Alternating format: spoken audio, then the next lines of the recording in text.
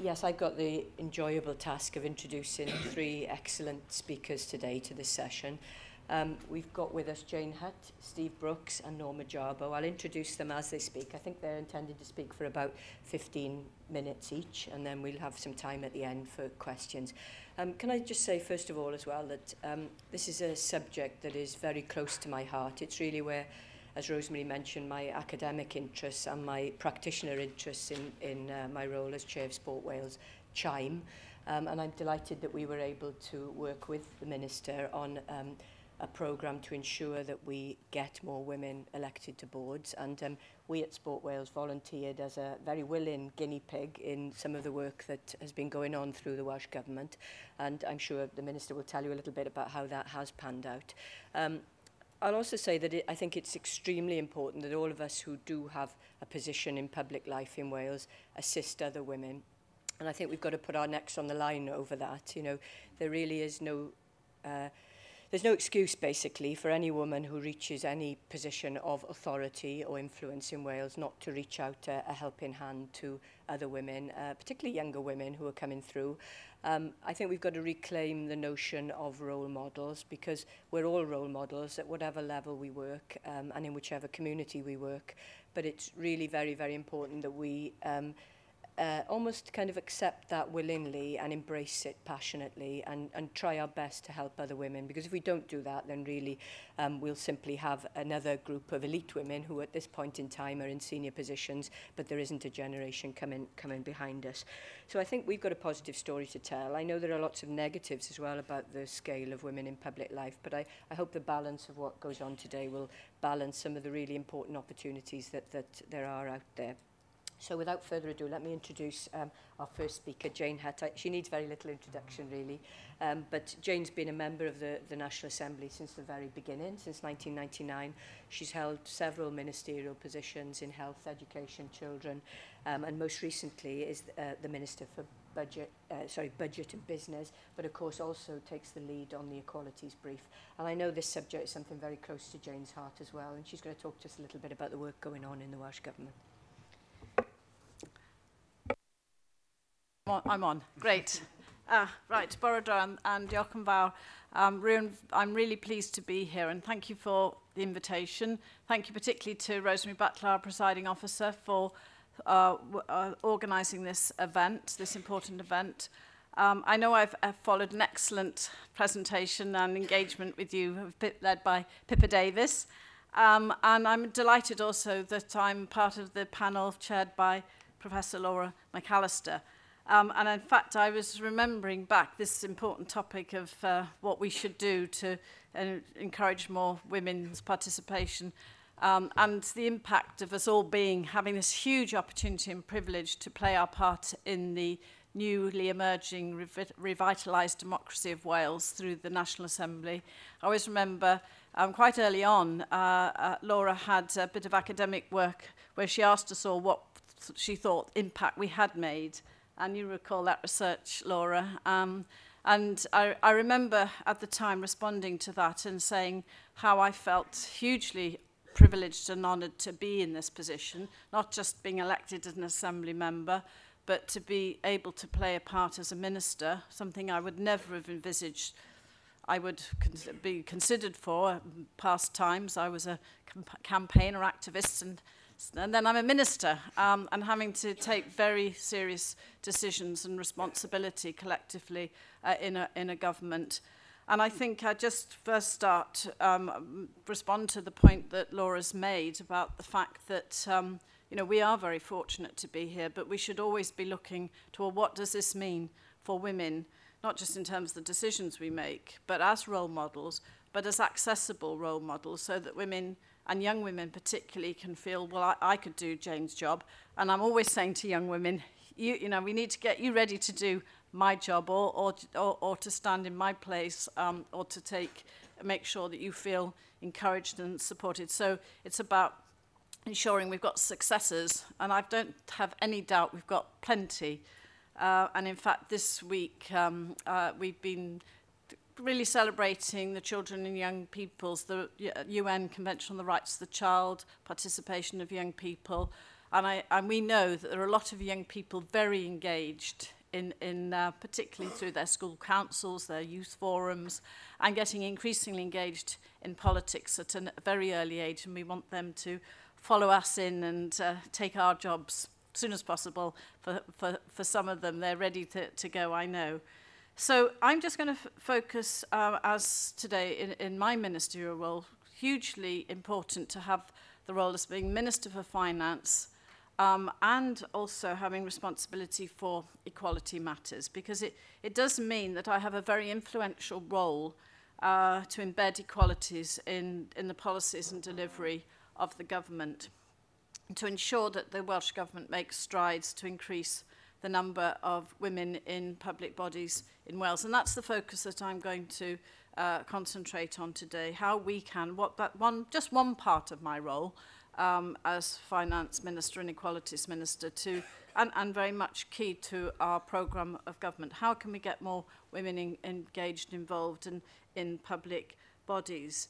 And actually, we're driven not just by a programme of government, but by our Strategic Equality Plan. And one of our objectives of the Strategic Equality Plan, which I launched in April of this year, is to improve the engagement and participation of underrepresented groups in public appointments. And we came up with our equality objectives as a result of extensive consultation, engagement across Wales with underrepresented groups, particularly with women's groups. And I do think Professor McAllister is proof of what women in public leadership roles can achieve, because, as she said, I mean, the work that Sport Wales and with officials in the Welsh Government, the work that they've done to show that we can make a difference in terms of those public appointments is exemplary.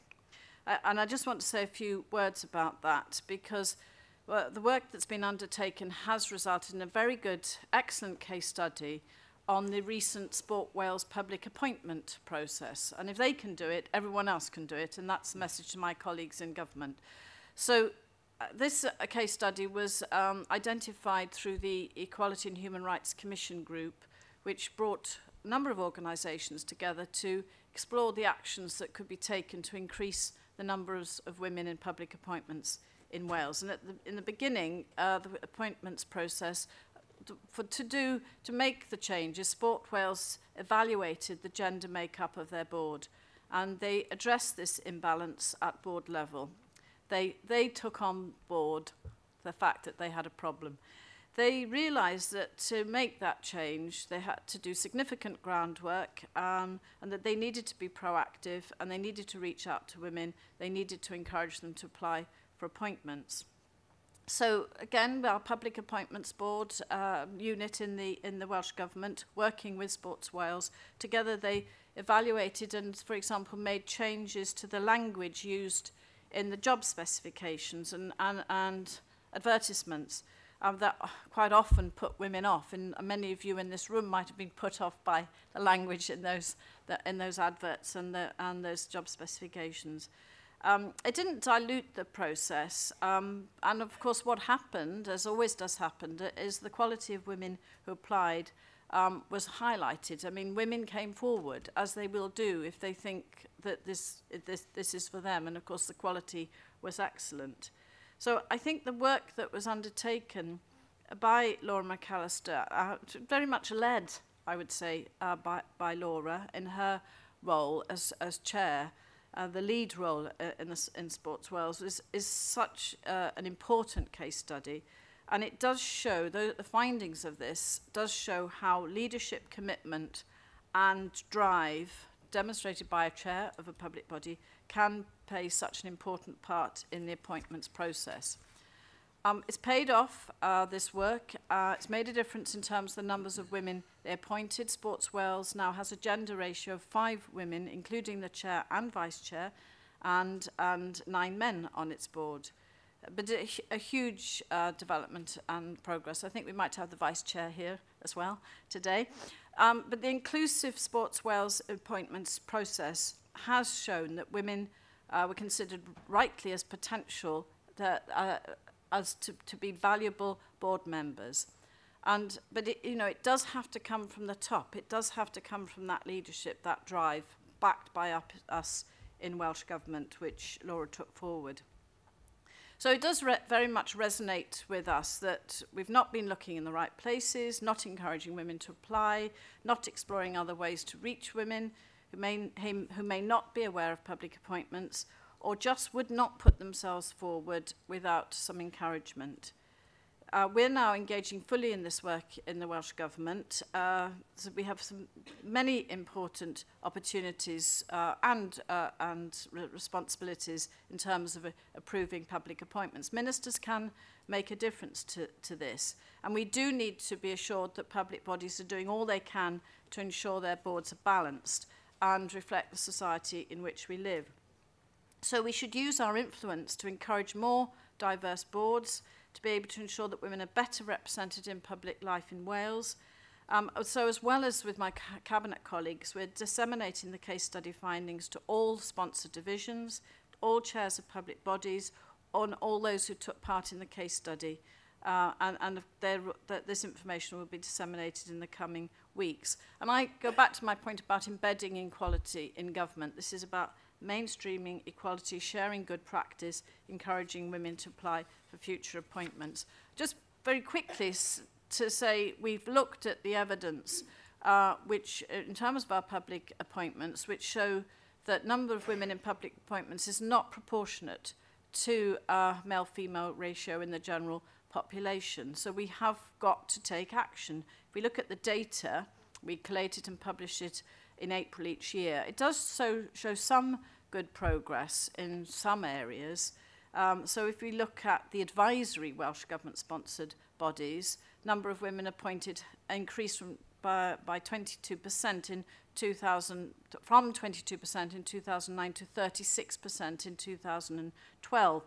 But if you look at executive Welsh Government-sponsored bodies and NHS bodies, actually the number of women appointed has reduced. I mean, and that's where the power lies. Advisory is great. We've got that increase, and often that's a step forward into the executive. I remember my first public appointment many years ago was to a community health council, and it was great to have that role. And I went from then to standing for a local authority, for local government, and obviously then into the assembly. So, but we should have that improved representation on executive Welsh Government bodies, particularly NHS bodies. So I think these figures are a stark warning to us in government that we have to take action. We've got to be proactive. We've got to push forward. And Sport Wales shows us, their case study, how this can be done. I just want to also say that if we don't intervene, it's unlikely that representation on women in these boards, these executive Welsh Government-sponsored boards, will improve. And in fact, it may decline. So I think hopefully this conference today can back me in that mission and that goal in government. Secondly, we have a programme for government commitment, which is to seek to introduce Norwegian-style quotas for appointments to public bodies in Wales, ensuring that at least 40% of appointments are women. So that commitment also enables us, and in fact strengthens the case for action to ensure women are visible and represented in public bodies in Wales. And I think the visibility of women is fundamentally important because we need to make sure, and we know, and I know Norma will be talking about this, we don't have the visibility in terms of gender makeup and indeed other underrepresented groups in boards across the sectors, not just public sector, private and third sector as well. And I'm bringing a paper to Cabinet in the new year on that particular programme of government appointment, the way in which we can achieve that commitment. I think, of course, other underrepresented groups do come into this in my equalities role, and there are lessons to be learned, I think, particularly from the case study in terms of how we encourage other groups to apply for public appointments. But also not just the work we're doing because we sponsor public appointments, but the work we're doing to try and resource women's organisations to enable women to participate in public life is critical. And we do, of course, fund groups through the Advancing Equality Fund. It was great to see all the stands outside, particularly Women Making a Difference, who've made such a difference. That project between 2010 and 2013, which we fund. And that has worked to increase the number of women who've got the skills, ability, confidence, and mindset to become leaders in their communities and decision makers. So hugely valuable. What positive outcomes from that, our investment in Women Making a Difference, and in the investment then coming through to those women who are now blossoming and moving forward and making progress in their lives and getting into influential positions. We've also funded the Women's Equality Network Wales, again here today, they're working hard to ensure that we hear the views of women across Wales, including again tackling the barriers that many women face in terms of their participation in public life. And of course that includes, when network includes all the women's organisations that have been so influential, including the Wales Assembly for Women for so many years, and all the other organisations that are important to the network. We've got a new grants regime starting in the autumn of next year. We're consulting closely on that to make sure that we can steer our commitments more effectively to have the kind of outcomes we need. And also funding for International Women's Day next year. Many of you will have already seen the theme is Visible Women Empowering Girls and Women in Wales, tying in very well with the topic here today. And again, the Women's Equality Network is steering this for us, is managing this for us, and there's lots of events and opening up opportunities to give feedback in terms of applications. And I know that will encourage and empower women in terms of their life chances. I just finally want to say that these are very difficult economic times, very challenging times, and equality and representation becomes more, not less important during these times. And a recent report by the Women's Resource Centre finds that it's women who are at the sharp end of the effects of this austerity. And we must recognise this as we take into account our aims to increase women's representation. So we're doing all we can as a government to listen to evidence, to mitigate against the effect that austerity measures are having on women in Wales. Obviously, I'm seeking to reflect that in the budget. And I believe very strongly, and I'm saying again today very clearly, undertaking equality impact assessments is a key part of policy making process, so that we can take into account the needs of people and women in particular from the very first stage of policy making and budget decisions. And you may be aware, and I hope you are, that this week the Prime Minister announced that UK government departments need not produce equality impact assessments, and this was part of their so-called red tape challenge. Well, I'm reaffirming today my commitment to carry out equality impact assessments when delivering policies, a key part of the Equality Act of that legislation that was come into being. If you look at our quality impact assessment for this year's budget, you will see how ministers have made decisions in order to protect particular budgets where we have evidence that women are particularly affected, or, for example, other groups with protected characteristics. Equality impact assessment tool is key, and we're committed to it. So I think finally I just want to say that in terms of our commitment to extending and addressing the impact of our decisions, and the decisions that the impact it makes on our communities, businesses and local economies, that participation of women in public life and in our communities and in government and in all our public and elected bodies is crucial. I'm looking forward to hearing from Norma, in terms of the work that she's done, the report that she's done. So many talented women in Wales would make excellent public appointees. And of course, we're missing out on a huge pool of talent by having so many leaders and decision makers from one particular and particularly similar backgrounds. So finally, very strongly, as your Finance Minister and Minister for Equalities, giving you that commitment again that we as a government are seeking to be more proactive, determined to encourage women's participation. Every opportunity that I have as Minister, I will take forward to help achieve a gender balance. And that, of course, will assist us in creating a fair and just society. So very much look forward to hearing from Stephen and Norma. Diolch yn fawr.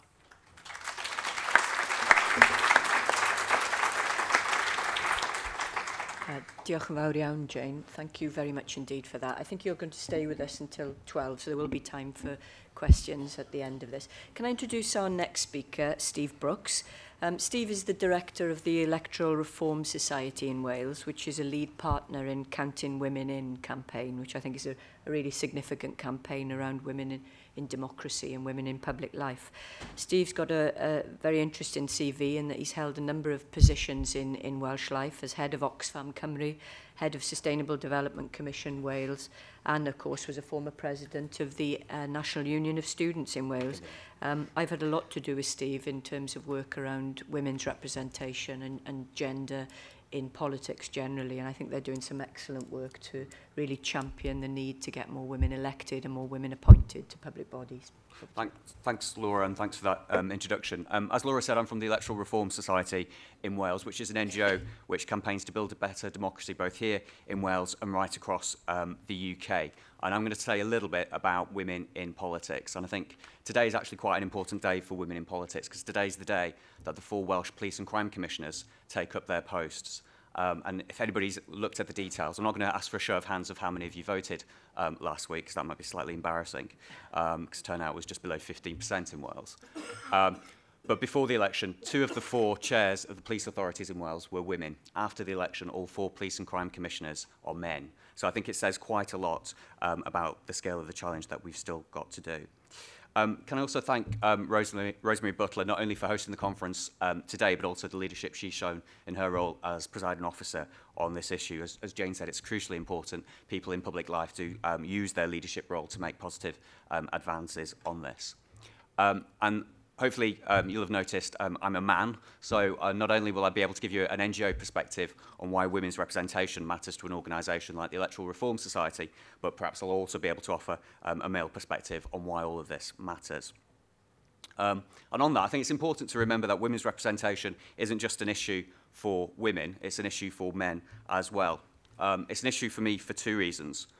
Firstly, out of principle, as somebody who hopes one day to be a father, I want to know that any daughter of mine will enjoy the same rights and the same opportunities as any son that I might have. And if my daughter turned around to me one day and said, "Dad, I want to go into politics," I might think she was slightly mad and might try and encourage her to get more gainful employment. But I want to know that she'd be able to succeed on ability and on potential and not get locked out of power because of her gender. Secondly, I think women's representation matters to me as a man out of self-interest and the interest in my community. As Jane said, Wales and around the world, we're facing massive issues, massive challenges as a society. We've got things like runaway climate change, an ageing population, long-term unemployment. And put simply, we cannot afford, as a nation, nor indeed a planet, to simply write off the contribution and the human capital of 50% of the population. The Electoral Reform Society believes that all citizens should have the opportunity to shape the decisions that affect their lives. Wales, as a society, can only truly prosper when Wales, as a nation, is strong. So strengthening democratic governance, maximising voter participation, and ensuring fairness and equality are principles at the heart of our vision for a representative democracy. That means that the form, function, and culture of our institutions is fundamental to, and not a distraction from, creating a fairer, more prosperous Wales. And it's for this reason that the Electoral Reform Society has co-founded the Counting Women In Coalition, a movement of women's and democracy NGOs which includes Fawcett, the Centre for Women in Democracy, Hansard and Unlock Democracy. The aim of the coalition is to secure gender balance in all UK parliaments and assemblies by 2018. Overly ambitious, some people would say, given where we are in 2012. Overly depressing, I would say, if it's not achievable 100 years on from universal suffrage. But let me give you an example about why women in politics matters. Less than a fortnight ago, we marked Remembrance Sunday and paid tribute to the contribution our armed forces make. In Parliament, we have a House of Commons Defence Select Committee, which scrutinises and holds to account the Ministry of Defence. And that committee, since its establishment in 1979, has historically been a fortress of male MPs. And historically, discussions have focused on things like weapons systems, equipment, and geopolitics, what I perhaps call boys' toys. And it wasn't until the Women gained its first female member that it began to consider wider issues like access to health services, housing, and the pay and conditions of servicemen and women. And do you know what the number one set of issues is for affecting the morale of our armed forces? It's things like health services, housing, and pay and conditions. So getting more women into politics has a direct impact on the strength of our democracy, which in turn has a direct impact on the strength of us as a society and our quality of life. So how is Wales faring? Well, the honest answer is fair. We are a world leader in women's representation in the National Assembly, but we are a world laggard in women's representation in Welsh local government and in the UK Parliament. And even in this institution, which is a world leader, progress is stalling and risks falling. The representation of women in the Assembly has been one of devolution's true success stories. It was a stated goal of devolution to include more people in the decision-making process. In the first Assembly, women constituted 40% of members. In 2003, this rose to 50% and went even higher following a midterm by-election. That success was largely down to two parties: Welsh Labour, with its policy of twinning and all-women shortlists, and to a lesser extent, Plaid Cymru, which achieved results through reserved seats for women atop of its regional lists. The record of the Welsh Conservatives was less successful. Its 1999 intake had more Davids than it did women. And whilst the Welsh Liberal Democrats have had gender balance until 2011, that's been achieved largely by default rather than design. And while the Electoral Reform Society would commend both Welsh Labour and Plaid Cymru for their historic performance on equality, it's because both parties have already demonstrated so much potential that to a large degree responsibility rests on them to take action. 2007 was a landmark election. It was the first time that the proportion of women AMs fell. In 2011, that decline accelerated. We've gone from a high of 52% in 2006 to around 40% today. Now, we're still leaps and bounds ahead of other institutions in the UK and globally, but nevertheless, it's clear that we're beginning to move backwards. And why has this happened? Well, in 2007, Labour has scaled back its commitment to positive measures, like in the selection of constituency candidates, and it relied instead on zipping, that is, placing a man first, a woman second, a man third on its regional lists. And of course, when the Labour vote is high, it wins more constituency seats, less regional seats, and so the impact is obvious. And Plaid Cymru too has rolled back on its policy of guaranteeing the top spot of each of its regional lists for women. The result has been similar for both parties. For Welsh Labour and Plaid Cymru, the proportion of women AMs is in decline. Broadly, for both parties, it's returned to its pre-peak levels. But unless action is taken, the 2016 elections could see a further decline. The result being an historic low in the proportion of Labour and Plaid Assembly members who are women. By way of example, of the 23 new Assembly members elected in 2011, nearly 2/3 were men. What we are seeing is an erosion in the number of women Assembly members. Those candidates successfully elected in the early years of devolution, like Jane, under positive measures like twinning and zipping, are retiring and being replaced by men. In Cardiff South, Islwyn, Pontypridd, Swansea East and Clwyd South, all fairly or very safe seats for Labour, men have replaced women. And even more worryingly, of the 8 most vulnerable seats in the National Assembly, the 8 seats most at risk of changing hands at the next election, 6 are held by women. So because Labour and Plaid Cymru have such a strong record on this, but have been moving backwards, it's incumbent on both parties to take action to reverse that decline. That is the good news. Wales's world-leading record in women's representation sadly stops at the National Assembly. The picture for local government is less positive. Following May's council elections, just over a quarter of our councillors are women. That's up from just under a quarter, a 1.5% rise. At this rate of progress, a young girl born today will have to wait for her 64th birthday before we achieve gender equality in our town halls. Across Wales, women's representation varies. Academics talk about the 30%, the bare minimum an institution needs to drive change forward. 6 councils, Swansea, Cardiff, RCT, Torfaen, Monmouthshire and Flintshire, pass this bare minimum. Swansea Council today is at a level almost equivalent to the National Assembly in 1999, which is A, to be commended, and B, also goes to show that progress can be made. At the other end of the league table, 6 councils have fewer than 1 in 5 female councillors. The council with the lowest, perhaps thickest glass ceiling is that beacon of democracy, Anglesey, followed by Merthyr, Ceredigion, Pembrokeshire, Wrexham and Blaenau Gwent. And with Labour doing well in the last council elections, you might expect the proportion of women in local government would rise substantially, but sadly, not so. And while the party has achieved great things, and I think Jane will like me for saying this, the Vale of Glamorgan, where the Labour group is 50-50 male-female, the party still has work to do in places like Merthyr Tydfil, where women make up just 13% of the Labour group. And contrast that against the Conservatives in Monmouthshire, where 37% of the Tory group on that council are women. And you'll see that all the parties have work to do in different parts of Wales. Now, Plaid Cymru may draw comfort from the fact that all of their senior party positions, their senior elected officers and their senior paid staff are women. But again, just 22% of Plaid Cymru councillors in the party's heartlands are women. And local government is important for 2 reasons. Firstly, something like £8 billion, I think, I'll defer to Jane again on that, is spent by local government. Key decisions on schools, adult services and employment are all taken by local government. So if our town halls are women-free zones, how can we be sure that women's voices are being heard in those decisions? And secondly, and perhaps more importantly for political parties, local government is a well-trodden path to national office. It's in local government where tomorrow's talent can be nurtured, where younger politicians can learn the ropes before entering Parliament or the Assembly. But for women, even entering local government is sometimes an uphill task. But if the picture for local government is less than positive, then the current outlook for Wales in Westminster is gloomy, I'm afraid. Since the Act of Union in 1536, or since universal suffrage in 1918, Wales has elected just 13 female MPs. Between the 1970 general election and the 1984 Cynon Valley by-election, Wales had no female MPs. We have never had a female Welsh Conservative MP. And if you're a woman born in Wales, you have a greater chance of being the Prime Minister of Australia than you do a Plaid Cymru Member of Parliament.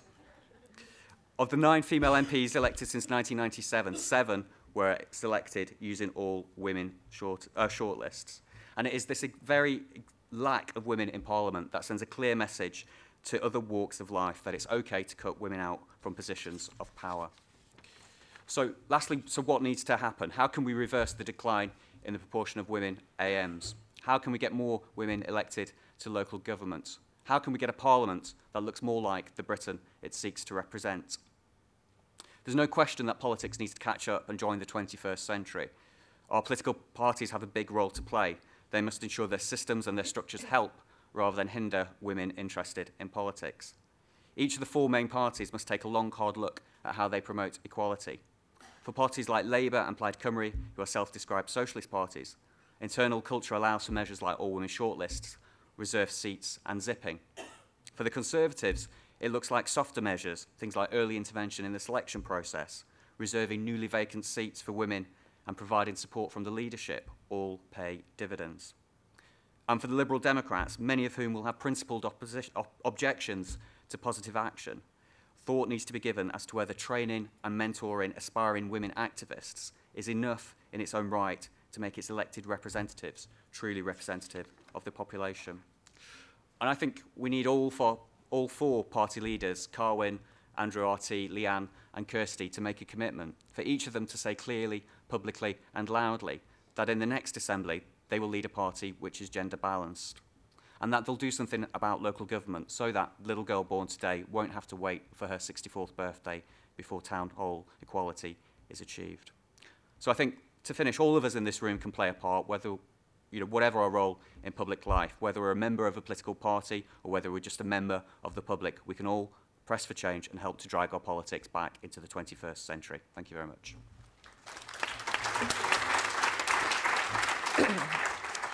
Diolch yn fawr iawn, Steve. And Finally, to move on to our third speaker, I'm delighted to introduce Norma Jarbo. I'm sure most of you already know Norma from her work with the Presiding Officer's initiative. Norma is the founder of Women Count, which is a not-for-profit organisation that's been indexing women's leadership, particularly in the third sector and the charitable sector.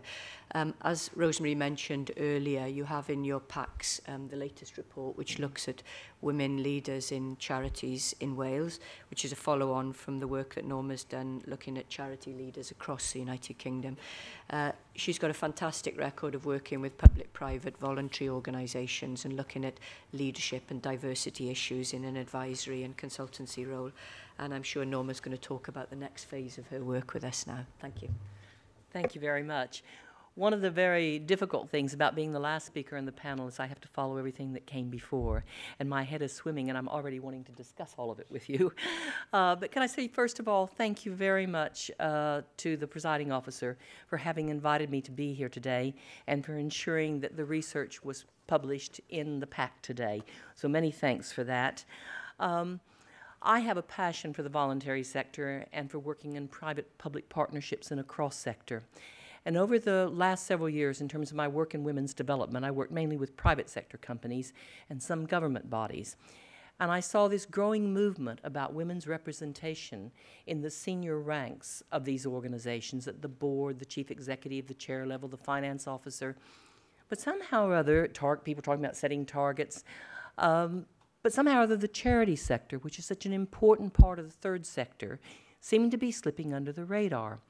And yet, if you read all the information about the new millennial society and the knowledge society, we're told that these kinds of organizations and social enterprises will be really important in growth industries in the future, and there will be more and more partnership with them. Well, if that's the case, then we need to be concerned about who leads these organizations. In 2012, the EHRC here in Wales identified a number of key challenges going forward in terms of women in Wales and diversity. And one of these is increasing participation of protected groups in decision-making and making Wales public, private, and third sectors representative of the people they serve. And what I hope the first piece of work I've done here on Wales will do is actually support people who are trying to do this by informing them of what the status quo is right now in the large charities in Wales. For those of you who think, oh, charity, and we put that sort of in another box, and it's somebody fundraising and with a can, or you get a donation form in the mail or whatever, charities are big business, and charities are very important to our society. They and their leaders matter very much to the quality of our society. They're actually a cornerstone, if you think about it, of civil society. They've been here for centuries, and they deliver public benefits over a very wide range of areas that affect the quality of our life. It can be arts, it can be education, cultural and heritage, sport, the protection for the vulnerable, relief of poverty. So they're very, very important in terms of their values of social justice and the kind of areas they address that affect our quality of life. In Wales, we have some 8,000 charities that are registered with the Charities Commission. There will be many, many more third sector organizations, which I think we need to do some work on, but haven't gotten there yet. And they have something like, the Charities Commission reports 1.9 billion in income or turnover, and they have over 40,000 volunteers. So this is really, it's I think actually over 40,000 employees, and the 100 in my study had over 20,000 volunteers, so it was even more than that. The leaders matter very much. We have to remember most of these charities are actually limited companies, and they're registered at Companies House. Every director of a charity is responsible for vision, strategy, the financial accountability of that organization, and overseeing that the operational delivery is effective. So the leaders are very important in terms of determining how well that charity operates and about its public accountability as well. But really importantly, this charitable sector, the third sector, is becoming a huge partner with the public sector in delivering services on their behalf, and also with a lot of private sector organizations in reaching stakeholders that they think are important to them. And if the charitable sector is going to be a big deliverer of public services on behalf of government, well, then we have a right to demand that it embodies our values of diversities. Otherwise, I don't think it has a legitimate role in delivering those services on behalf of our elected representatives. So that's why I think charities and their leaders matter. Gender diversity matters as well. There's a lot of research out there on why diversity matters and why gender diversity matters. It certainly matters in governance of a charity. Cass Business School and the Compass Partnership recently produced a study delivering effective governance in charities, and they identified diversity as one of the 6 most important things in governance of a charity, but they on a criteria set of 20, and they found that 36% of the charities in the surveys didn't meet the standard. So there's a lot of work to be done there. There's tremendous McKinsey and other research out there about why gender diversity matters in terms of organizational effectiveness. McKinsey did 2 flagship studies that are quoted all the time that are applicable to all sectors. And it looks at, they were called Women Matter and Women Matter Too. And the first one looked at something like 9 indications of organizational excellence in companies or just a lot of different kind of organizations, and found that when there were 3 or more women in senior management, that the organization scored higher against these 9 criteria of organizational excellence. They, in Women Matter 2, looked at a second study and looked at the skills for the future and found that actually women embody so many of the skills needed for success in the future that have been identified. And what is really interesting, the one that women don't do too good in, which is probably the least relevant to the knowledge society of the 21st century, is command and control. Which is really part of the heritage of the old industrial period, and certainly not suitable, I think, for today. Another couple of quick pieces of information about why it matters. Charities need to innovate. We all need to always be entrepreneurial and innovative in terms of ideas. The London Business School found that the optimal gender mix for innovation was 50% men and 50% women in teams. And if you're thinking about risk in terms of what happened in 2008, well, it's really important actually to think about women and what they bring to risk assessment in organizations.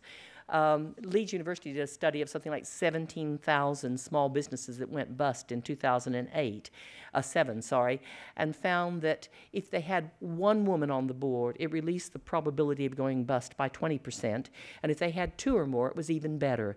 So charities live in difficult times. They need to actually have these kind of diverse boards so they're efficient as well.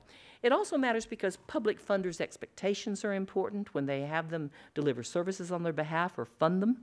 I think all of you are aware of the public duty enshrined in the Equality Act of 2010, and I'm very pleased to see that in the Welsh Government's Equality Plan and Objectives for 2012 to 16, that they have enshrined in there that they will take every opportunity through public procurement to advance equality of opportunity and improve employment practices. So it's important for public policy expectations, stakeholder relations. Women are actually the majority of employees, donors, volunteers in charitable organizations, and they are also a large base of recipients of the services that are offered through charities on behalf of public bodies. And another issue, I think, for stakeholder relations and why a gender balance board might help, charities have a pay gap as well as other organizations.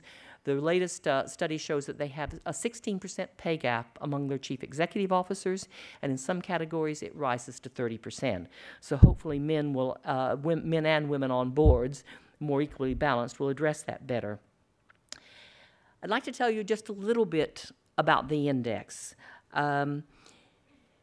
The index is 100 charities, which you've got in front of you, and I want to tell you a bit about what it shows.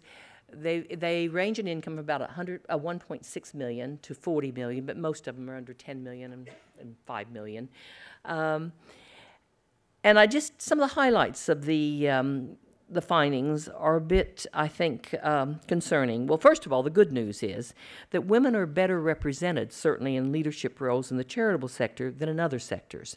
The study looks at chairs, chief executives, and directors by organizations, because I love league tables, because it doesn't give anybody a place to hide under an aggregate number. So it's good news that women do better in the charitable sector, but they still don't claim the proportion of leadership positions which you think they would have in a sector in which they have contributed so much. So if we look at what the proportion is of men in the charitable sector in these top 100 in Wales, 75%, 3/4 of these charities on the list, have a majority of male trustees. And they are the ones that in law are responsible for that organization. 66%, 2/3, are chaired by a male, and 62% have a male chief executive. So we have a long ways to go, although women do better in the charitable sector than in other sectors. The index also shows us, and I've always thought money is sort of a male thing. It's about power. It's about, being very responsible for something big. When you look at the charities over 10 million, and there are about 13 of them in the study, these charities account for about half of the turnover on the list, and males predominate in the leadership of these charities. All of the boards of these charities over 10 million have a majority of male trustees. The average number of female directors slips to 30% as opposed to 35% as the list as a whole, and only one of the charities has a female chief executive. So a lot of work to be done there. The index also tells us that the composition of the board is important in terms of appointing the chairs and the chief executives of these organizations, which are important leadership opportunities. Charities that have 3/4 or more male trustees rarely, if ever, appoint a female chair. Only 2 in this group in the study do. And they are even less likely to appoint a female chief executive. So and they almost never have a female chair and a chief executive. So when you think about it, there's this whole interaction between the board, the chair, the appointment of the chief executive, and then the appointment of the officers that come below the chief executive. So the composition of the board matters. The index also tells us, which I find very interesting, that charities with 75% or more women act quite similarly to men that have to organizations that have 75% or more men, and that what they tend to do is appoint the women. There are only 7 charities in this group, so it's not terribly worrying in terms of the imbalance. But all of these have a female chair, and all but one have a female chief executive. And if what we're aiming for is balance in terms of the true value of diversity in which men and women share leadership, what we're looking for is actually a gender-balanced board. And I'm delighted to see that the Assembly is opting for the Norwegian model in terms of the public appointments. The desired board balance, from my perspective and others, is that it's 60% men or women, but hopefully it won't always be just 40% women, that we'll have some 60% women boards as well. In this study of the top 100 in Wales, only 28% of these charities are gender balanced, and only 7 actually achieve parity of 50-50%. But these organizations, importantly, are much more likely to appoint a female chief executive, but not necessarily female chairs. So that becomes important. If you look at charities across the different kind of areas they operate in, you get a very mixed view of what's going on, and I think we need to drill more down into what's happening in various types of sectors. It's good to see that those charities, such as the WCVA, the Community Foundation in Wales, who support the voluntary sector, on the whole are gender balanced. 80% of them are gender balanced. And they sort of split the chair and female sort of balance. 80% have male chairs, and 80% have female chief executive officers. So that's an interesting one. I was surprised by arts bodies. They tend to not have gender balanced boards. The 2 that do are charities as well as publicly appointed bodies, the Arts Council and the National Museum. And I think that maybe one of the reasons for that, but I'm not certain, because I think really there's no shortage of women interested in the arts or in the arts, is that these tend to be big money charities. And again, we see somehow male trustees, male chief executives and chairs as the proper kind of people to run a large organization, particularly when big money's involved.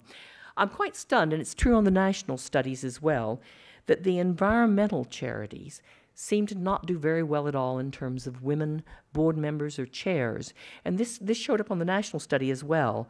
Only 10% of them are gender balanced, and 90% have male chairs, although women are okay in terms of the CEO positions. And I'm trying to drill down into why it should, because sustainability is such an important issue in Wales, and women are interested in the environment. why are these organizations working in this field not more gender balanced? Drug charities and counseling services tend to be have very good gender balance, but they tend to be chaired by men. And as we had an example of this week, religious organizations do tend to be quite gender unbalanced. Though I know that many of them are trying to work in this space. And some of their numbers, actually, if you look at the report, are better in terms of women's representation than some of the charities. For example, some of them will have 33%, 25% women trustees. Merthyr Tydfil Institute for the Blind doesn't have any women trustees. So, you know, you can see in a number of other charities, I just give that one as an example. So that's something we need to address. Recommendations for action, and I have to say these are my recommendations, and I'm anxious to hear what people have to say, debate them, tear them apart. First of all, I think charities with gender balance would do well to advertise this, to celebrate it, to put it in their annual reports and put it on their website, because it creates an industry standard and it helps inspire others to do it, and it makes it so much more acceptable to talk about it rather than to sort of apologize first and I want to talk about the women's thing, you know. Put it right out there as good practice. I think others who don't have gender balance should set targets, whether they're aspirational targets or they're quotas. And while I like to see people do things in a voluntary way, along with many other women who have worked in this field, I'm no longer afraid of quotas and what it means. I hear so many women say, oh, I wouldn't want to be there other than on merit, and I wouldn't want to think I was a tick box exercise. Well, I don't know why we think it's a meritocracy now. Almost all the research, or you've met some of them too, have you? But almost all of the research, whether you're looking at charities or you're looking at large corporate boards, shows that actually people recruit their board members, and often they're candidates for chief executives and chairs, from their own networks. And so it needs to be opened up. And what targets do, people aren't just going to put anyone on a board when it's important. They're going to go out and find the talented women, and the talented women are out there. I was amazed at reading the biographies of some of these women in the various charities where they have the biographies, and they're excellent. Great talent out there, and people can go find it. Charities recruit trustees robustly and transparency. Apparently, I think is a very important thing to do, as do others like the Welsh Council of Voluntary Organizations and, you know, Charity Commission and others. Unfortunately, not enough organizations do succession planning, advertise, have good job specs, interview properly. So much of it is still word of mouth. So robust and transparent recruitment is important in all sectors, and certainly the charity sector. And one of the key recommendations, which I think is so important, is that public funders use the power of the purse. They can do it in procurement, under the guides for the public duty, the guidelines for the public duty, and I think it's even easier to do it in the grant funding area. And why shouldn't they do it?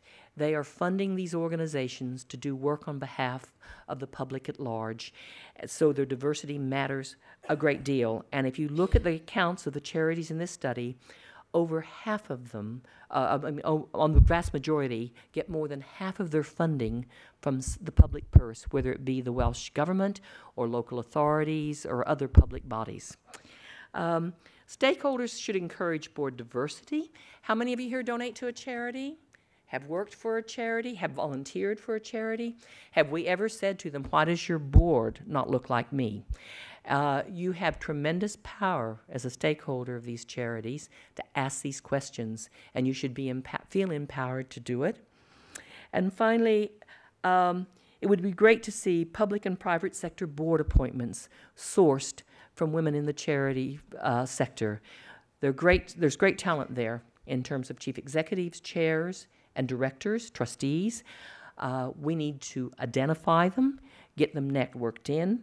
There's tremendous scope for the organizations already working on public appointments, like Women Making a Difference and When Wales, to come together perhaps with headhunters and the Institute of Directors, the CBI, to get these women a higher profile, to get them networked in, and to let them know that the door is open for them to become public appointees.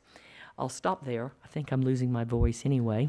But Doc and Val, thank you very much for listening so attentively.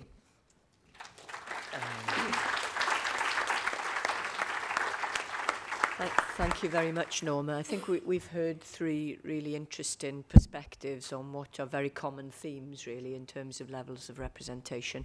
So we've got some time now to open up the floor to questions and answers. I can see hands going up straight away. I'm supposed to tell you, can you make sure that you, once I point to you, that you press the black button on your microphone so that it's activated. And perhaps you could introduce yourselves as well and say who you are and which organisation you represent. And just a word of warning again, anyone speaking in Welsh, obviously the microphones, the headphones are on your desk, so get them ready just in case. Okay, I saw someone here, yeah, the lady there. I'm allowed to press? Okay. Jackie Jones, Wales Assembly of Women. Thank you very much for all the speeches today. I just wanted to make one comment about the European Union, and that is Commissioner Viviane Reding has last week published her proposals about quotas in boardrooms, and she has called for 40% quotas for non-executive directors throughout the listed companies, the top 100 listed companies, as a temporary measure till 2028. And as we all know, David Cameron is not in favour of obligatory measures, so hopefully we can all band together to help her in her view, and therefore also helping Wales and Jane's agenda about equal representation. I'm going to take a few questions and then, or points, and then put them to the panel, if that's okay. Lady at the back there. Thanks very much. Joy Kent, currently working for Cynghaliodd Cymru, and after Christmas working with Rhedeg. Thank you very much for the presentation and the report. I think the report's really, really interesting. I'd like to go back to something that you said at the beginning about third sector organisations delivering public services, and if we can't get the gender balance right, do we have a role in delivering public services? And I think it's a really good question. But I'd like to go back to what Stephen was saying about local government. Obviously, local government deliver public services, and I think looking at the report, you've made it clear as well about the lack of balance in local government. So if third sector shouldn't be delivering public services if we can't get the gender balance right, what are your thoughts on local government delivering public services? And also, I guess, a follow-on thought from that is, if the third sector was delivering more public services, wouldn't that be a step in the right direction? Thanks.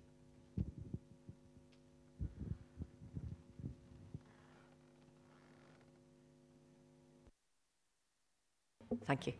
Thank you. Bablin Molik, here with Women Making a Difference. I've recently been a participant in public life, standing in the a by-election locally. What I found was the problem was the lack of training and lack of support once you put your hand up and said, okay, I'll do it. So I think that in order to encourage more women to come forward, we need to provide that support. And the other thing is that we need to tackle it on the other end, basically. So the whole hostile and macho-ness in politics needs to be tackled before women can enter. I found it very difficult being a woman who we do think more emotionally than probably most men do, and having that kind of environment doesn't help. So we need to tackle those things before we can get more women to participate. I'm not a fan of quotas, as Norma was pointing out. I'd rather be a woman standing on her own merits, although we don't agree on that point. But I think once we've got the support and once we've tackled the mind frame of the people already in those fields, we can surely see more women coming forward. Thank you. Thank you very much indeed. Lady there, and then we'll put it to the panel. Thank you very much. Jackie Roberts, currently the Chief Constable of Derby Powys Police, so I've got a vested interest even in what you said in relation to PCCs, and perhaps enlarge a little bit on what the lady ahead of me asked the question as well, is because of the difficulties in the stats across government, we've seen that the great proportion of PCCs appointed to come from political allegiances, and only a small proportion, although perhaps more than we might have expected, come from independent candidates. What do we do now to encourage more women to get themselves ready to put themselves forward in 4 years' time? Because I don't think we can afford to wait until a year before when we try then and encourage women to raise their profiles, because they need to start doing it now if we're going to really affect change for the future. Thank you very much. I think there's something for everybody in those questions. So please, I'll ask you to just pick up on the areas that you're most interested in your responses. Jane first. Thank you very much. A very quick response to Jackie on the point about PCCs. I mean, I think there are huge barriers to people, let alone women, standing in PCCs. I'll hand over to Steve for that because they're going to do a review of it, and I hope it's going to be very robust in terms of the way forward. And of course, we did have a woman standing in your patch, and I was certainly out banging doors. But of course, it was very difficult to get over what this was about as well. So that's a big issue. I just want to say, Jackie Jones from Wales Assembly for Women, yes, I mean, the Commission has recognised, the Commission has always been at the forefront of helping to make this kind of social change. We'll certainly be looking very carefully at our legal options in terms of how we can progress, as Norma says, on the Norwegian-style quotas for us in Wales. But I mean, we have the backing of the Commission. I mean, I always remember years and years and years ago when European structural funds actually had a women's route to funding, which was regarded as revolutionary, and I'm talking 30 years ago. But it helped us set up women's workshop training schemes, etc., and the Commission is at the forefront. I know I'm going to answer a point from everyone, but Joy, it's crucial that we look at local government, and Steve, again, they've done all this work, but we brought in a local government measure through the Assembly, through the Welsh Government and the Assembly, with Assembly support, which actually says that every authority now has to do a survey of successful and unsuccessful candidates to reflect on it and bring it to us within 6 months. We're awaiting that, and I think that also addresses Babin's point as well, because you put yourself forward, which was fantastic, through making a difference. Political parties, and obviously that includes ours, should have given you the training and support you needed to win that seat.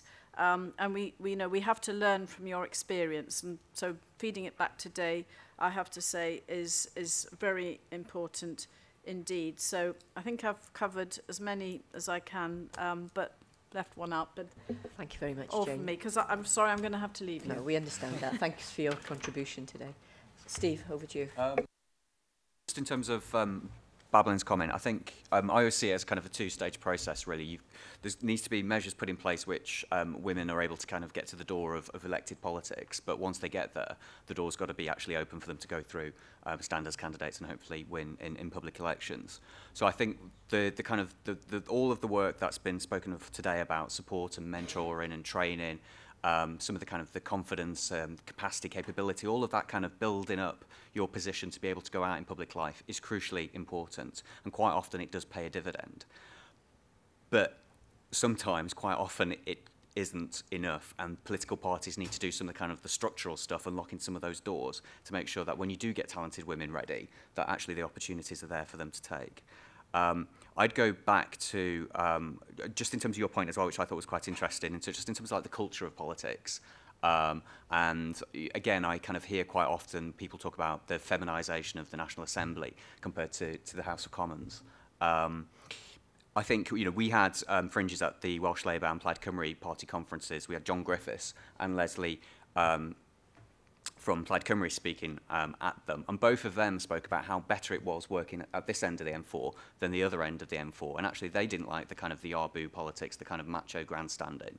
Yes, you have political disagreements and you rip pieces out of each other when it's about the kind of the political issue, but not when it's about personality or what you're wearing or kind of how you come across. So I think it's not just women who kind of thrive in a more open political culture. Some types of men can as well. And just very quickly, just in terms of the kind of the all-women shortlist, all I would say is, as a man, men haven't really had much of a problem getting elected through all-male shortlists, because effectively that's what we've had. We organise in the golf club, in the rugby club, we talk to each other, we hand down and inherit power off of each other, we groom and mentor each other, and we've been doing that for centuries. So it's quite interesting when I ever hear women who are perhaps a little bit reticent about all-women shortlists because they want to be promoted on talent and merit alone. Well, we haven't been doing that, and we've done quite well, so you might want to reflect on that. Just in terms of the police point, the Centre for Women in Democracy, which is led by Nan Sloan, has done a wealth of work on single elected positions, things like elected mayors and now police commissioners. And if anybody's interested, I'd urge you to go have a look on their website. And what we're finding is, you know, in elected politics across the board, men are more advantaged than women. When it comes to single executive offices like mayors and police commissioners, men are more advantaged, even more advantaged than women. So you see more male candidates than you would for Parliament or the Assembly. You see more male candidates for things like police commissioners. So it's no surprise that we've got four male police commissioners in Wales. It's the Electoral Commission who are going to be doing the formal review. So part of their kind of statutory role is to have a look at how the elections work. We're going to be asking them to look at the issue of the Welsh language ballots and who was it who forgot to print the Welsh language ballots until the last minute to kind of do a bit of digging there. But I think also we could think about asking the Electoral Commission to think about why is it that women found it so difficult. Just two things I would say is, one is money. So to stand as a police commissioner candidate, you've got to pay a deposit of £5,000. And again, you come back to the whole issue around the gender pay gap there and the amount of money, not just for deposit, but for actually getting selected and then running your election. It's kind of, I don't think many members of the public realise how much individual candidates dip into their own pocket and pay for it on top of what the political party pays for it. So money's a big issue. And secondly, again, I think parties probably need to look at how they select candidates. So for parties like Labour, where, you know, in '99, where they used twinning for the National Assembly, should it consider some kind of twinning where you twin two police authorities together and select a man and a woman from that? So. A few points that are made. If I go first to the one about local authorities being representative, from the research that was done both at the national level and within Wales, one of the things that is concerning is that a lot of appointments to charitable bodies are ex officio, so, or they're appointed by a local authority. Everybody has, like the Welsh Joint Education Committee or others, which is not gender balance, incidentally. They're appointed mainly by local authorities. And that's true of some publicly appointed bodies like the Parks Authorities, Brecon Parks and the others, which don't necessarily do well on gender balance. So there is an issue there that if the local authority has appointing powers to these bodies, they do it, and they're not very gender balanced themselves, they do it without conferring with one another about that being a priority. You do get then the imbalance translated into other organizations. So your point actually has quite a number of ramifications. There was a question here from women making a difference about the confidence building, the learning and developing, the mentoring, and there's a huge amount to do around that. And people who are working to get women onto private sector boards now are actually building into that whole kinds of things around networking and mentoring, seminars, and making sure that people network across gender and across organizations. Otherwise, you're taking someone saying, I think you're really good, you might want to apply for this, and they just feel like a fish out of water for it. And it's so important, and maybe that's something we can do within the networks within Wales, combining with maybe some headhunters and some others, is to make it a package so that you know the door's open to apply for a public appointment, but you're getting the coaching and the mentoring and the help that you need to actually say, I'm confident to do this, and I understand what I'm going to be asked in the interview and everything else. And the success rate then I think really goes up. You also mentioned about the hostility of styles in politics that turn a lot of women off, that you think it's too cut and thrust. I think it was you. And there is also, in terms of training and development of both men and women, a huge area that we need to address about leadership styles, because gender is a culture, and the leadership style within gender is different than the leadership style for women than the leadership style for men. And there are lots of overlays in it, but basically we need to actually think about what the leadership styles are that women have, how they bring value, and how you can demonstrate they bring value, so that when you walk into the room for an interview, people don't say, oh, not very assertive, not very confident, wanted to talk about what her team did rather than what she did.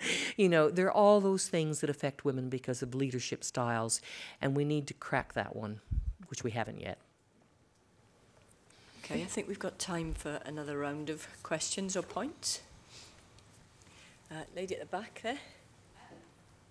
If we just look at the recent by-election and how many men had been put forward, and particularly, I'm trying not to mention party politics, but the safe seat had a white man standing, and Bablin wasn't standing in the safe seat.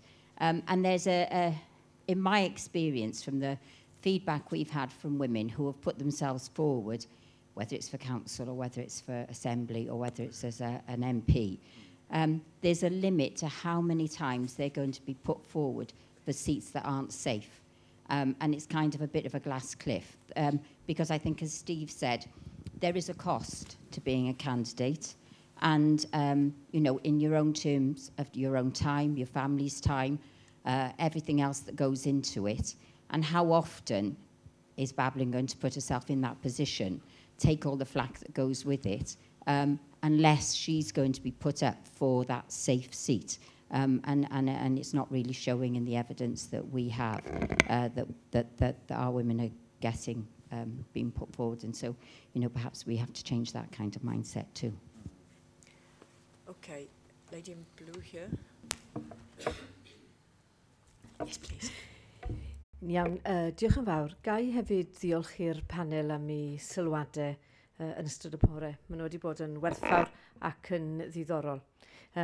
Bronwen yw'r enw, dwi'n brifweithredwr Cyngor Sir Ceredigion, ac fel un o'r cynghorau roedd Stephen yn cyfeirio ato, dwi'n mynd i gadw oddi ar y maes gwleidyddol, oherwydd mae yna nifer o bwyntiau wedi cael ei ddweud mwyn hybu ymgeiswyr. Ond o os modd i fod yn fwy ymarferol eto yn y rôl mentora. Oherwydd mae'n sir ni'n, bydd rhaid dweud bod ni'n gomau cam nifer o bethau. Ond i ni hefyd, o edrych ar yr ystadegau yna o nifer fechan o aelodau, mae treian o'n aelodau cabinet ni yn fenywod. Mae arweinydd y cyngor yn fenyw, ac dyn ni'n un o'r cynghorau prin hynna, os nad yr unig un yng Nghymru sydd â phrifweithredwr ag arweinydd yn ddwy fenyw. Ond dwi'n gwybod o'n hyd-destun ni bod e'n dra phwysig i gael yr elfen fentora yna. Ac mae yn poeni fi beth ydyn ni'n wneud fel menywod a ydyn ni'n tynnu'r ysgol lan ar yn holau ni. Achos pan ddaeth y swydd prifweithredwr i fyny'n Ngheredigion, doedd yr prifweithredwr ola dyfa, John Phillips, nath e ddim cymeryd yn hir iawn cyn ffonio a'n gweud, wel, dwi'n cymeryd bod ti'n rhoi dy enw mlaen. A os i weld dwi'n styried e, wel, mae'n bryd ti ystyried e'n fwy positif. Ac eto, oedd yna fentora, o'n i wedi bod yn cydweithio am flynyddoedd cynt, ac efallai beth allwn ni wneud mewn ffordd fach iawn, bod ni'n sicrhau bod ni yn mentora i'r dyfodol, a rhoi hyder yna i'r bobl sydd yn dilyn ni i roi hunain mlaen, naill fel gwleidyddion neu fel swyddogion hefyd. Diolch yn fawr iawn. Diolch yn fawr. Elin Jones o Hafal, sori fi si eto. Ond cyn y thrawes dwi, ad o'n ddiddorol iawn glywed cymryd o bwysau sy'n cael ei roi ar y fforddiant ar fentora, a gweld beth yw'r anghysondeb o rhan prif athrawon ac athrawon yn y sector addysg. Os rhyw gyfarwyddyd gall y panel roi i ni, ar y ffordd y gall addysg i hunan neu ysgolion Cymru gwneud mwy i baratoi merched i gymryd rhan mewn bywyd cyhoeddus. We'll take one more and then I'll put it to the panel here. Thanks. Kay Richmond, Women's Equality Network Wales. I'd just like to pick up on a point that was made earlier and ask for your help and input, really. We would like to pick up on the European point that was made earlier. All too often the European Union comes in for adverse comment, and I think this is one place where we can use it to help us. And just to let you know that Eleanor and I from WEN sit on a body called the UK Joint Committee for Women, and we have a meeting this weekend in Belfast. And through that, on the European Women's Lobby, and we obviously are going to be working with people like Jackie and others to try and promote that statement from the from Rhedeg in the forthcoming in the future. So if you have comments or any information you would like to give us for that, perhaps today would be the opportunity to do so. Thank you. Thank you. I'm going to ask Norma to respond first to anything that's relevant to her, and then Steve. Right. Not sure I can cover all of your points. There was a comment in the very beginning about seats not being, about safe seats and the cost of someone to stand over and over again in terms of probably monetary time and wear and tear. And I was thinking, I'm not sure I have an answer for it, but I was thinking about some of what Philip was saying to us this morning and some of the literature around women's development. I think what's really important, if you plan, you need to plan that this is a career thing you want to do, and you start building towards it years in advance, really, and time in advance, and you create your personal brand and you raise your profile. Now, it can be expensive to raise profile in an old-fashioned way of literature and print and all those kind of things. But if you can use the web effectively, and you can do what was being described that Obama did with different kind of communities, you may find when it comes time to get elected that you're a shoo-in, because you've actually covered all the bases in advance, and you appear to be the candidate. So I think there is something about forward planning and about being very careful about building brand and profile, personal brand and profile. Just to turn quickly to the Ceredigion County Council Chief Executive's comment about mentoring. Mentoring is so important, and it's something that can be structured, it can be informal, but it has to be there. A lot of networks are now starting to develop peer mentoring and co-mentoring, and it can be done in many different ways. One of the really interesting experiments in mentoring was what the female footsie, the Cranfield people, really instigated with the female footsie index. A group of people came together, and chairs and chief executives of the FTSE 100 companies started actually mentoring what they called board-ready women, or women that were about to be board-ready. They might be finance directors someplace, or they'd shown talent in running a division, and actually to mentor them outside of their own organizations. So sometimes it's helpful to do that cross-company mentoring, and increasingly the literature says you need a sponsor, not just a mentor. You need someone who's powerful, who can sponsor you within your organization or in the field where you want to make a mark, and there are different things that come out of sponsorship and mentoring. Another thing that I think people really ought to consider, and particularly young Gen Y women, is mentoring up, and organizations building into their mentoring programs an opportunity for 360-degree mentoring, because a lot of the baby boomer men who are still in power and who have actually trained the generation of men that come below them need to hear what these young women have to say and how they're experiencing the workplace, because they are 59% of university graduates across women in the UK today, and we cannot afford to lose their talent. And the organizations have to have cultures that let them perform. So I'm all for mentoring up. You mentioned over here, the woman in blue, about being a former teacher. Schools, the younger you can create and inculcate inequality in boys and girls about their aspirations, the more important it is, because they carry that all their life. And I think there's huge work to be done there in terms of curriculum, experiences that children are given, but probably also in the management and direction of the education sector. And one of the next reports I'm looking at is the FE sector, universities FE, and maybe it would make sense to drill down into what's happening below further education. Right. I'm sorry, I don't have any insights on EU. Just in terms of Paula's question about by-elections, I think I do hear what you're saying, and it's, you know, in many ways it was shocking that of all the parliamentary candidates in the Cardiff South and Penarth by-election, and I think there were 8, were they? I lost track with the amount of leaflets that came through my door. But there was only one female candidate, seven male candidates. So clearly there's an issue. But again, I think just in terms of by-elections, they are so kind of particular, so special, so kind of, you don't know when they're going to happen. Political parties very often will have, a local political party might have somebody who's kind of the designated heir to the seat, or the party hierarchy might have somebody who they are looking for a seat to kind of, you know, put them in there so they get into the Assembly or Parliament. By-elections, by and large, kind of operate on a different set of rules in a different kind of political culture than ordinary general elections and ordinary assembly elections, and I think that's where the most of the work and most of the effort needs to go in. I mean, from some of the, I've got Owen, who's our campaigns and research officer at the back, and he's the the guy who's got all the information and stats in his head. But we looked at assembly members who had previously been candidates. We looked at the new generation, those 23 new assembly members who came in 2011. And I think what we found was that disproportionately, the women had stood previously elsewhere for unwinnable seats, where quite often the men had come in for the first time and stood and had won. So clearly there's something going on where women have to prove themselves in unwinnable seats to just get their foot in the door. And again, as we heard it, it's not a level playing field, full stop, in terms of being a candidate.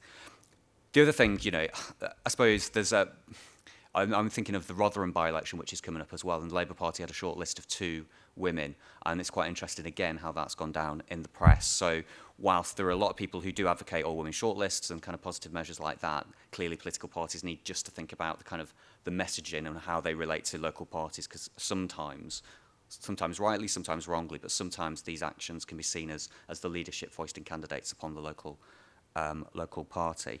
But yeah, no, I think selection procedures for by-elections need to be looked at by the parties. In terms of Bronwyn's point and Norma's point as well, actually, I just thought in terms of mentoring and sponsorship, it perhaps, I hear what you say in terms of men have historically mentored and sponsored men, and women need to do more to mentor and sponsor women. But I think also there's an opportunity for women to mentor and sponsor men as well. So a new generation of male leaders who are coming through public life are actually more aware of issues around equality, more take a more gendered view, understand more why women's representation is important. I just only this morning heard some very practical work that was going on in Wrexham Council, where one of the political groups there was taking, and this wasn't just based on gender, it was also based on a new intake of councillors, but had quite a sophisticated programme of mentoring. So new councillors were learning the ropes with somebody who's perhaps been there a longer time. So there's clearly things that can be done there.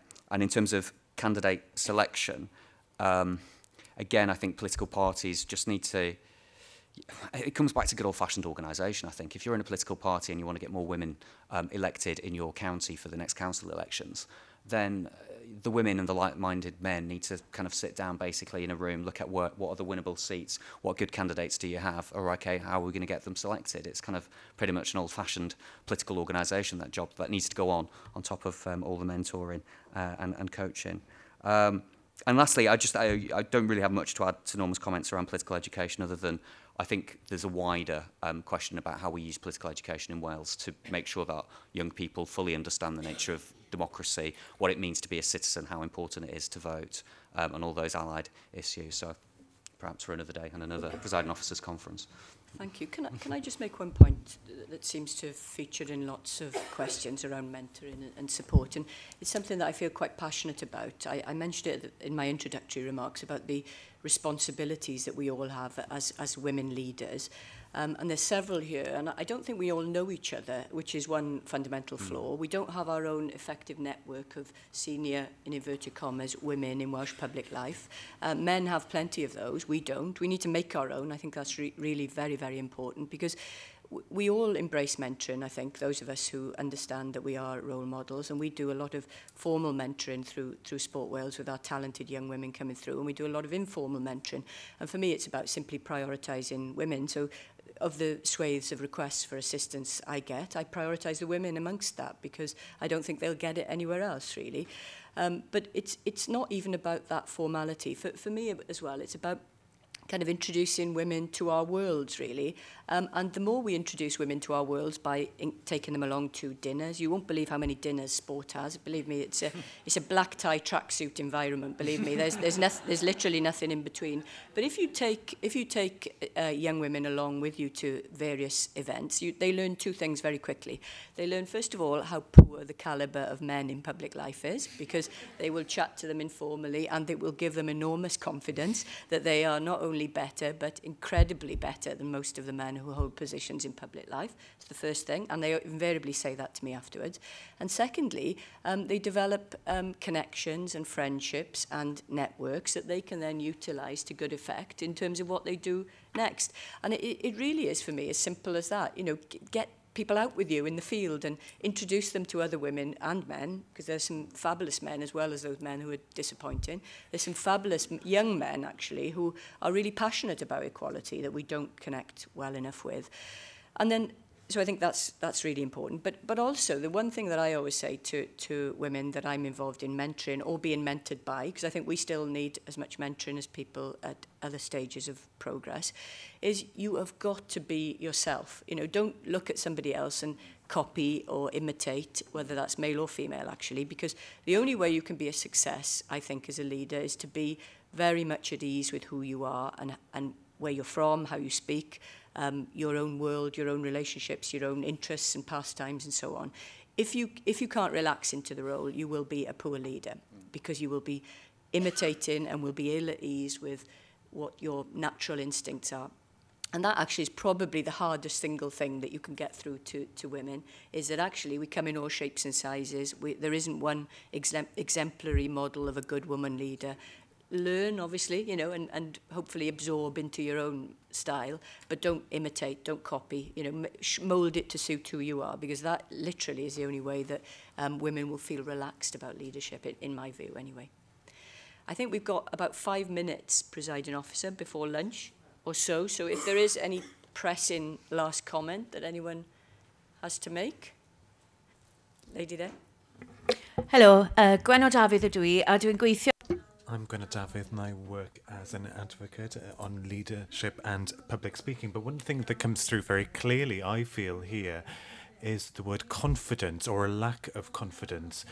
And I think that Norma was talking about something that happened earlier in people's lives. I've been working in schools with a scheme for years 8, girls in year 8, to develop their confidence. And the name of the scheme is Popty Pŵer. And Popty Pŵer gives skills for the future to develop confidence. And I think that we should be going to the schools and starting very early, because in primary schools, the confidence amongst boys and girls is equal and it's very similar. But once they move on to the secondary schools, then things start to change. And by the time they leave universities, perhaps women are 58% of people who take degrees. But what happens after that? And I think once you've reached universities, it's too late. The work has to be done in the secondary schools and in the early years, so that they realize that they have these possibilities and they should be contributing much more than they do already. And self-confidence is the thing that prevents women when they are in the universities, as well as when they reach maturity and they go into the world at large. So I do think that it's important to concentrate on developing this confidence. And is there a possibility perhaps of thinking about getting programs to spread into schools more than they do at present? Do you want to, I think it's more statement, do you want to say anything briefly? I guess I would very much agree that confidence building needs to be established very young, where young girls and young boys feel they have equal opportunities for whatever they want to do in life, and they can both achieve. And a lot of that comes down to how the teachers interact with them. Excuse me, I have a bad cold. And also whether or not they're stereotyped. And it's, I agree with you, basically. I'm not quite sure what the curriculum would look like, but developing young leaders is very important, and developing confidence is very important. Simon, sorry, Steve, very briefly. I've never underestimated the power of being asked to do something. I was involved in a selection myself, and one of the female candidates we were encouraging to stand had thought about becoming a member of Parliament, but the very fact that party members went up to her and asked her to consider standing was enough was actually boosted her confidence to think, you know what, there are other people out there who think I could be an MP. It's not just something that's going on in my head. So I think absolutely in terms of the formal school curriculum, we should be equipping children with those skills so they don't have to wait to be asked. But I think all of us in this room, when we spot talent, should ask them, have you ever thought about going into public office? Well, Guy, just throw. May I just thank the speakers and also to the Minister, of course, and to you all for your contributions. Much indeed to you all for your really interesting contributions, and of course to the three speakers for providing the context for this really important discussion. Cynulliad Cenedlaethol Cymru yw'r corff sy'n cael ei ethol yn ddemocrataidd i gynrychioli buddiannau Cymru a'i phobl, i ddeddfu ar gyfer Cymru ac i ddwyn Llywodraeth Cymru i gyfrif. I gael rhagor y wybodaeth ac i ganfod pwy sydd yn eich cynrychioli, ewch i cynulliadcymru.org neu gallwch chi'n dilyn ar Facebook a Twitter.